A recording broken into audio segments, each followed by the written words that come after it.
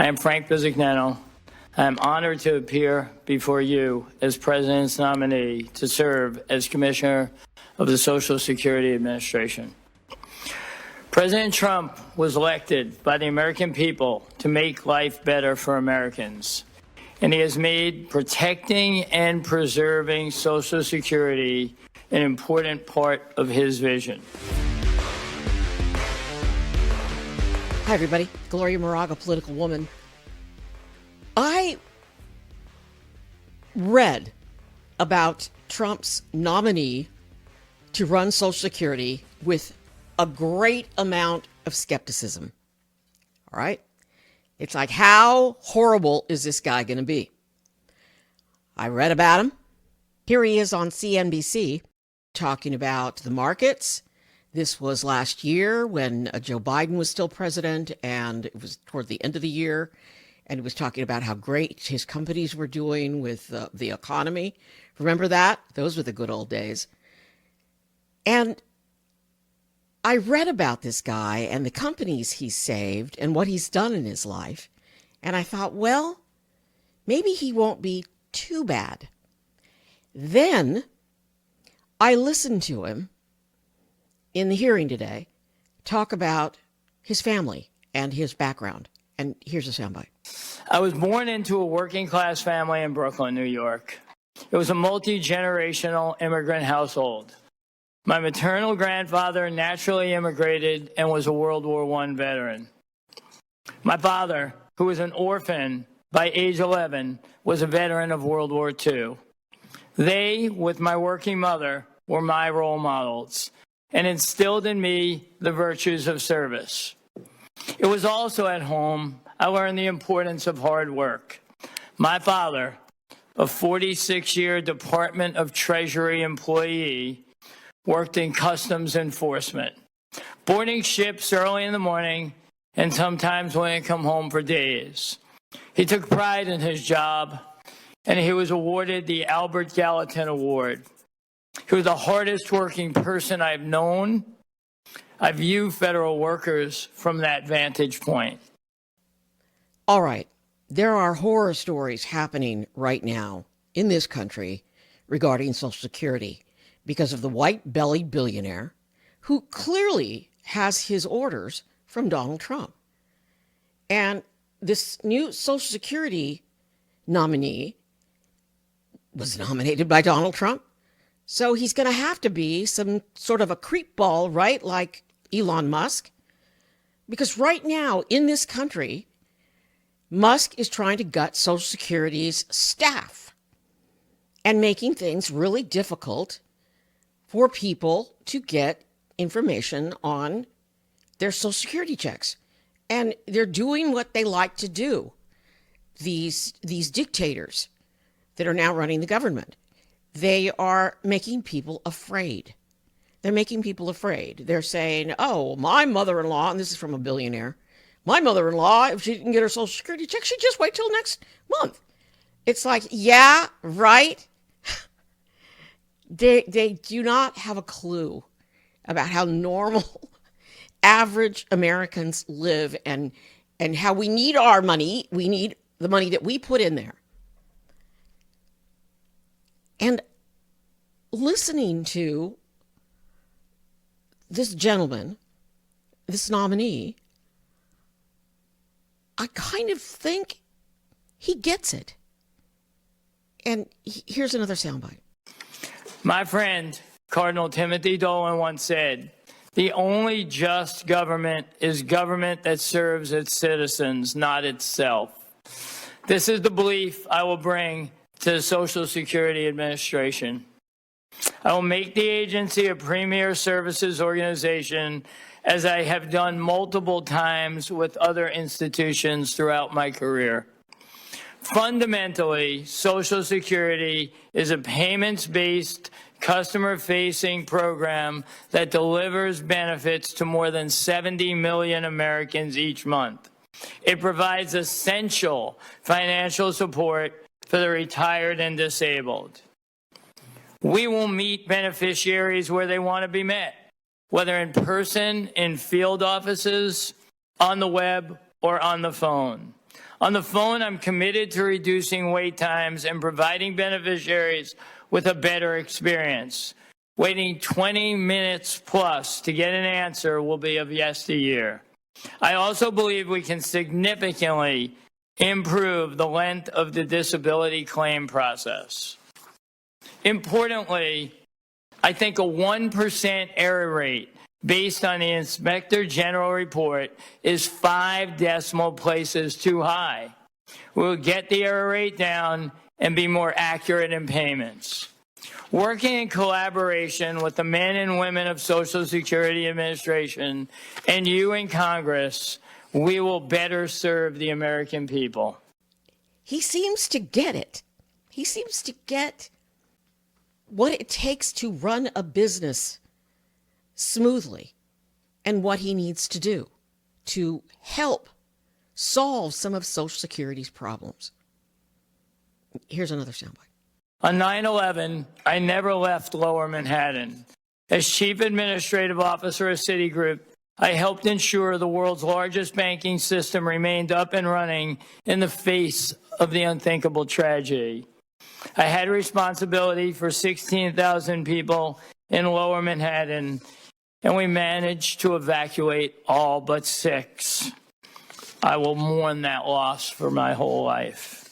In 2008, at J.P. Morgan, I played a critical role in keeping money moving through the financial crisis. And in 2011 and 12, I worked closely with the government to restart the housing market after the mortgage crisis. More recently, I was the CEO and chairman of First Data, where my team and I worked to transform the company from the world's largest traditional payment processor into a technology innovator, industry collaborator, and commerce enabler for the 21st century. In 2019, I led the merger of First Data and Fiserv, where I'm currently CEO and chairman of the board. Fiserv fundamentally serves every American household. Our company today processes more than 250 million payments, totaling more than $2.5 trillion a day. Social Security processes 74 million payments a month, totaling $1.5 trillion a year. In 2020, during COVID, I was called on by the government again and stepped up, and we served the underbanked. All right. So very smart. You know, obviously rich. He's a billionaire. And his current salary at Fiserv is $4 million a year. I mean, he makes almost $5 million a year. Finally, at the core, this is a bipartisan job. Social Security has field offices and serves Americans in every state. In the wisdom of Congress, you made Social Security an independent agency and gave the commissioner a 6-year term. In me, you will have an accountable leader. I am thankful to President Trump for considering me for this role and entrusting me with it. I also appreciate the courtesy you have extended by holding this hearing. I'm grateful for being here with you today, and I'm happy to answer all questions. Why? Why would he want to come and do this and go before these anger ball members of Congress? And they were angry. The Democrats were all over him and slamming him and questioning him and blaming him for what Elon Musk and Donald Trump are doing. And here's some of the questions he got. If directed by the president to take an action that would break the law, would you follow the law or follow the president's directive? Well, I'd follow the law, but I can't ever imagine the president asking that. Well, I'm glad you will follow the law. I challenge the notion that you can't imagine this president instructing somebody to break the law. I won't go through the litany, but there are plenty of examples of it since he took office. Elon Musk and President Trump have set their sights on cutting Social Security, Medicare, and Medicaid to pay for tax cuts for corporate special interests and billionaires. Elon Musk has referred to Social Security as a Ponzi scheme. That's in quotes. And he recently called for cutting up to $700 billion from Social Security and Medicare. That could mean cutting 1/3 of these programs. Social Security operates, as you know, on simple math. To achieve a 1/3 cut, you'd either have to take away benefits for 1/3 of the people currently receiving them or cut the payments that they're getting by 1/3.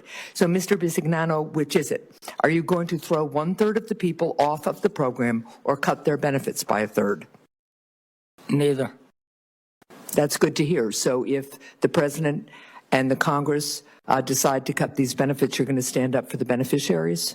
I have the ability to lead the agency in the manner that this Senate Finance Committee wants me to do that.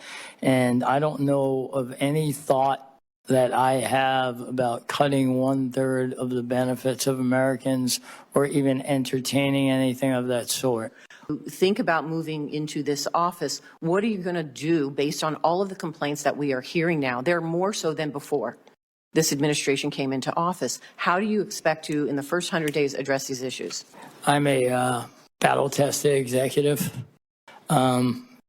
In the mortgage crisis, when I was asked to come in and work shoulder to shoulder with the government, we figured out how to clean up a pretty big mess. And so would you reverse some of the DOJ decisions if you felt that they were inappropriate and they weren't getting to the beneficiaries the information, the benefits they need? Any decision I thought was inappropriate would be relooked at. All issues. And you'd be willing to reverse it if you felt it was appropriate? And you would be willing to reverse it if you felt it was appropriate? If something was inappropriate, it would be changed. Thank you. And then finally, let me ask you this. There's a lot of concern, and rightfully so, about individuals who don't even work in the administration. They are actually rifling through the personal information of Americans. And I am hopeful that you are going to guard that personal information for anybody who has provided it to Social Security Administration. Are you willing to protect their private information? I've done it my whole career. That's yes? I've done it my whole career. That would be yes. Thank you. All right. I seem to think that I'm a pretty good judge of character. Now, I don't know the guy. I just know what I've read about him, and I know what I've seen. One thing, I've mentioned this in other videos, some of these billionaires, they have dead eyes. And Frank Bisignano, I didn't see the dead eyes. I saw somebody who was under fire today on Capitol Hill before the Senate Finance Committee, and I saw him retain his cool, talk about the importance of fixing Social Security, of getting it back on its feet, of cutting down wait times on the phone. So, I mean, all the things that Musk is trying to do right now, and you know, his nasty little comments, you know, with Joe Rogan and the other interviews he's done. He's a nasty, not a very smart man. And one of the reasons I say he's not very smart is because really smart people, like I think Frank Bisignano is, really smart people don't have to be mean because they are smart and they are rich and they know what they're doing. You know, Musk doesn't know what he's doing. Musk is a destroyer. He's like one of the people that goes in and like destroys things and, you know, with his money buys things and then breaks them, much like Donald Trump. This guy seems to want to build something and do something for his country. I could be totally wrong. I could be like so wrong. And if I am, I'll come back on and I'll apologize. This guy, just like yesterday when I was listening to the hearings about the deportations and listening to the judges, this guy gives me hope, just like the judges yesterday gave me hope. And I've got that video. I'll be posting it soon. So that's my take on the hearings. And yeah, the Democrats were all over him. Yeah, he was grilled. Yeah, it was ugly. I hope he's smart enough and strong enough to stand up to the hatred coming from Donald Trump and Elon Musk and that Project 2025 man. I hope. And I hope he gets in there and saves Social Security. Now, I don't have a lot of hope, but I have some hope after listening to him and watching him today. This is a mission critical function. It's a mission critical function, and it's been 89 years where over 200 million Americans have been beneficiaries of payments. Today, over 100 million Americans pay into the system. And the ability to receive payments on time and accurately is job one. The ability to process any type of claim we receive is job one. And the ability to be available. I think we're going to focus on what we need to do to drive the 1% error rate down. That's a very high payment processing error rate. And I think the standard's more 5 decimal points to the right. I think that leads to better accuracy. I believe in running an organization with a multidisciplinary look. We have to deliver great service. We have to run a pristine control environment so we do it right the first time. Efficiency will be the output of those two actions. We must put the beneficiaries first.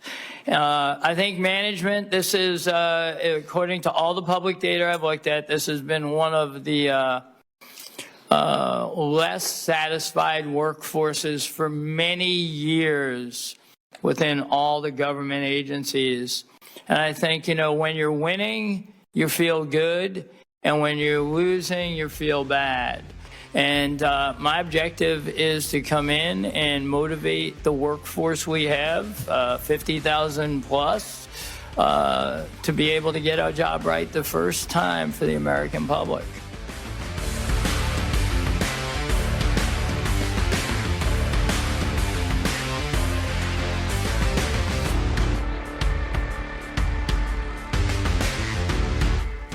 I'm Gloria Moraga, political woman. Please subscribe. Please follow me here and there and everywhere. And we'll see if he's confirmed. There's so much going on right now with Social Security. We'll see if he's confirmed, and we'll see if he makes a difference. And I hope so. Be safe.